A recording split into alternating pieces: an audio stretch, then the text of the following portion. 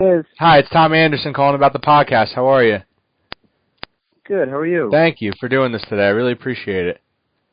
Sure, man. No problem. I know you're busy, so I'll keep it around 10 minutes. We'll just talk a little bit about your career and where you got to, and I'm going to post it on Thursday. Great. All right, cool. Sounds good. Perfect. I'll start now.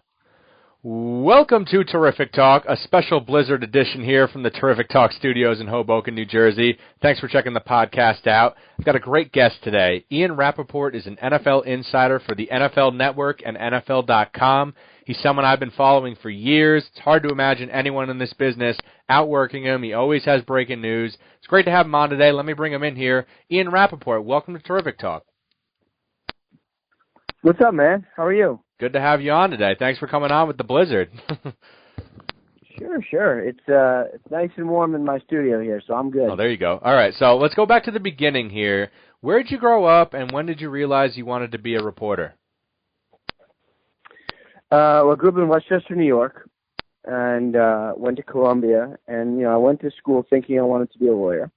And I was pretty sure about that. And then kind of for fun, I liked writing a lot. I always wanted to write, so I got started writing for the Columbia Daily Spectator, which is a student newspaper. And, you write your first article, you do a couple interviews, you see your face in the paper, you see your name in the paper. The whole thing is pretty cool. And I knew early on that that's kind of the direction I wanted to head. And so in college, I focused on that a lot, ended up being an associate editor at the Spectator. And, in the summers, I tried to get an internship to sort of, kind of further things. And I ended up getting an internship at ESPN, actually ESPN Classic. I was their only intern that summer. And after that, I knew, one, I didn't want to be in TV, which is kind of funny, and two, that I wanted to be in journalism and be a reporter. And after that, it was really just a matter of finding out where. I know coming out of college, I heard you sent your resume to like over 300 newspapers. 2 got back to you. 311. 311, so you remember. And I know, didn't you keep some of the rejection letters you got? Don't you still have them to this day? I have all of them. That's amazing. Yeah, I have all of them. Did that kind of motivate you? I mean, a little bit. It was really just, I don't need, sort of anything outside to motivate me. I was, I've always been kind of motivated, and I always want to succeed and do well, and I just like it. So I was going to write well and work hard just because I like it. That's kind of, it's like whenever people ask me for advice, the first thing I always say is find something you like, because if it doesn't feel like work, you're going to do it more and better and just be better at it. So it wasn't a matter of that. I was always just a little baffled. Like, that process was the strangest thing to me. I remember I got a letter from the Indy Star, which is a good paper, not like the New York Times, but a good paper. And they said they only hire people from metro dailies, meaning from city newspaper. And I remember just thinking how crazy it was to rule a candidate out just because of where they come from, And there were so many more, and so some letters I got back were nice. One, there was a guy named Lynn Hoppus, who was at the Atlanta Sentinel, was an editor who I addressed as Mrs. Lynn Hoppus, and a response I got back was his name circled and saying, first rule of journalism, make sure you check your facts. I mean, there were some funny ones. I just remember thinking the whole thing was strange. Like, I thought it was pretty good. I came from a good school. I worked hard. Like, how are all these people just not interested? It was the strangest thing to me. It's super strange. It's great. I love that you still remember all that stuff. I know when you were like 24 years old, you were here in, I think, New York, and then you packed up, you went off to, what was it, Mississippi or Alabama, and you didn't know I went to Mississippi first, yep. Yeah, you didn't know anybody there. How were you able to just make that kind of lifestyle change and just pick up and go? Well, I was actually really happy to do it. I remember trying to apply for that job. I got turned down for a job at the Journal-News. I was, for 2 years, I was part-time. We had like 10 part-time high school writers, a big staff of high school writers at the time. And I couldn't get to be full-time. I got turned down for a job, and I wanted to leave. So I remember going to the editor and saying, I think I'm pretty good. I'm obviously not going to get a full-time job here. Can you help? And he was like, yeah, in our company there's a job opening to cover Mississippi State for the Jackson Clarion Ledger in Mississippi, but you have to live in Starkville, a college town, which nobody wanted to live in. So I was like, yeah, I don't care, whatever. I'll take it. That sounds great. So I remember going down for an interview, and the editor, Rusty Hampton, sits me down in his living room. I stayed, 2 nights there. And he's like, would you really take this job if I offered it to you? Just not believing that someone from New York would come down to Mississippi. I was like, yeah, of course. Like, absolutely. I was packed up my red Ford Mustang convertible. Oh, wow. And drove down to Mississippi. And, I was 24, single, knew no one. I would, eat meals out by myself. I'd go sit at the bar by myself before I met some people. But to me, it was the only way to do it, and I think everyone should do it. Just throw yourself in your job, figure out how to do it, go in a new environment and make friends and make a life and get good at it, And that sort of experience of forcing yourself to just survive in a new environment, I think everyone should go through. And I met my wife down there, too, which was another bonus as well. There you go. I know you were covering Alabama football for a while down there, and when you were there, that's when Nick Saban got to the team. What was that whole Alabama experience like for you? It was just wild. It was crazy. I mean, the most indelible memory I have was 2007. It was either January 3rd or January 4th. I think it was January 3rd. And Alabama hires Nick Saban, and it was a 38-day coaching search. It was just the worst, horrible, terrible experience I've ever been to, just literally misery every day, because it was such a big story. I was all over it. It was literally all I did for 38 days. And then finally, Nick Saban comes to Alabama, and he lands his plane at Tuscaloosa Airport, which we'd been staking out for like 7 days, by the way. Nice. And his airplane lands, and he literally walks right into the crowd. And there's 5,000 people there. Wow. And I remember just thinking, my life has just changed. And it really did, because everything he did was important. You covered it was almost like he needed a separate beat. It was like the football team, and then it was him. Because it was so electric. It was like a lightning rod. Huh. And all of a sudden, everyone was reading my stuff. And that was really the difference for me. It was all of a sudden, national reporters had reached out to me to talk, and I was like, all right, this is a little bit different. It really was. And it was cool, but it was still the hardest job I've ever had. Really? Okay. So I know you got noticed in Alabama, then you went to Boston, you were covering the Patriots for a while, then the NFL Network came and talked to you. How did you find out the NFL Network was interested in you? They called me. It was this guy, Marcus Smith, who I work with now, but who I really didn't know then. I'd done a couple, guest appearances on NFL Network. They had all the beat writers come on and talk about their teams and what they were covering and whatever.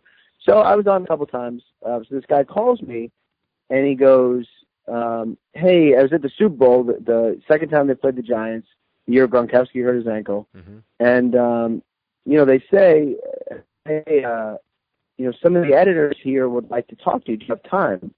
I was like, yeah, I got time. Sure. No problem. So I went and sat down. It was this little, sort of big boardroom type place. And I sat down at this table with them, wearing jeans and a sweater, not like a job interview. Nice. I sit down and they just fire questions at me for an hour. And it was, it was cool and it was fun. And they asked me a lot of things about reporting, how I covered this, that, and how I got information, who I talked to, or really how I went about it, was really what it was about. Mm. And then, at the end, they were like, and I've told the story a couple of times, but, they were like, all right, we've asked you questions for an hour. Do you have any questions for us? I was like, yeah, what am I doing here? And it was just, the whole thing was odd. And they're like, well, we're hiring some TV reporters.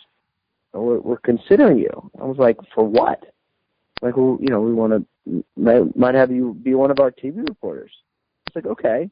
They're like, and would you move? And I just missed out on getting a job at the Dallas Morning News covering the Cowboys because their position remained frozen. So they were going to offer it to me, and then they just never did because they couldn't make the hire. So my wife and I had flown down to Dallas, did a job interview, looked for houses. Wow. We thought we were moving to Dallas, and then they're like, hey, would you move to Dallas? I was like, yeah, I would, sure. That would be something. So I remember I left there, I thanked them, and I knew they interviewed a lot of people. Every year at the Super Bowl, NFL Network interviews a lot of people. Okay. But I remember calling my wife and just being like, I think something just happened. I'm probably crazy, but I really think something just happened, and I think we're going to have to move. And it was just it was a lot of fun and strange, and I'm just glad it worked out because I definitely got my hopes up on that one. How long did it take for you to hear back from them? About a month. Oof, okay. Well, I mean, I kept in contact with them, but I got an offer about a month later. Okay. Which in, like, job world is nothing. Like, yeah. when the Boston Herald first contacted me when I was covering Alabama, I heard from them in February, and I had my interview I heard from them in October. I had my interview in February, and I had my offer in July. It's crazy. That was misery. That's crazy. This is torture. Yeah, the worst. So you're the big NFL insider. I know you're on the phone all the time. You got to reach out to all your sources, and you're out to dinner with your friends. Something breaks, you got to leave. How do you and your family kind of deal with that whole situation? I mean, I'm sure you guys kind of accept the way it is, but how do you deal with it? Yeah, I mean, my wife is amazing. Really, the main thing is it just kind of me making a phone call, just checking on some things, or is it like news breaks, I gotta go? Mm-hmm. And now our kids are a little older, 3.5 and 2, and her by herself with the kids is not crazy, but it used to be really hard when they were like 3 months and 20 months. But now it's a little easier. But the main thing is she knows, like, if I gotta go, I really have to go. Now, if I'm just kind of scrolling through Twitter, mindlessly on my phone, she gets annoyed. When it's serious, she'll never say anything. Just never, because it's the job. And that's, she knows I like it. She knows I'm pretty good at it. She likes it. So she will never, ever, ever complain if news breaks and it's real. You know what I mean? Yep. That's great. Real quick, I just wanted a lot of player movement going on in the NFL right now. What's the latest that you're hearing on this whole Malcolm Butler Patriots-Saints deal? Yeah, I think it's going to be really interesting on Thursday. It sounds like the Saints are very serious. I know they're negotiating with Malcolm Butler's agent. I wouldn't be surprised at all if the deal got done. And if the Patriots then worked out, a deal with the Saints. I mean, if the guy goes on a visit, that is not a long-term extension. I think something could definitely happen. Okay. So I think it's really a fascinating situation to watch. I'll tell you that. Yeah. Where do you think Tony Romo ends up? Either the quarterback of the Texans or in the TV booth. Okay, that's interesting. Eddie Lacy to the Seahawks today. We learned that one. What does that mean for Jamal Charles? Because I know he's still going to visit Seattle. Yeah, still going to visit. And, I don't think they'll sign him, but they're honoring his visit. They're going to come check him out. And he's still looking for a spot. I think for him it's about health and just finding the right price. But, all these running backs, it's a little bit of a kind of a circular it's kind of like a revolving door. So when one lands, then the other takes his spot, and it's just a matter of finding the right price for these guys. All right, last one. What's the latest you're hearing on the Jets quarterback situation? Well, they're looking at really all the free agent options. I think Jay Cutler is of interest to them. Josh McCown is of interest to them. Cutler would probably come in to be the starter. McCown would be probably the backup and a great, great, great guy to have in the quarterback room. If you're trying to raise some young quarterbacks, I think that's a really important thing. Interesting. Ian, this was great. Thanks so much for coming on today. Everybody make sure to check Ian out on Twitter. His handle is @RapSheet. Catch the Path to the Draft weekdays on the NFL Network at 6 o'clock Eastern Time, and NFL Total Access weekdays at 7 o'clock Eastern Time. Ian, thanks a lot. Good luck the rest of the year. All right, man. Thanks for having me. Enjoyed it. Hey, you were great. Thank you so much. Awesome. Have a great night. You too. Bye-bye.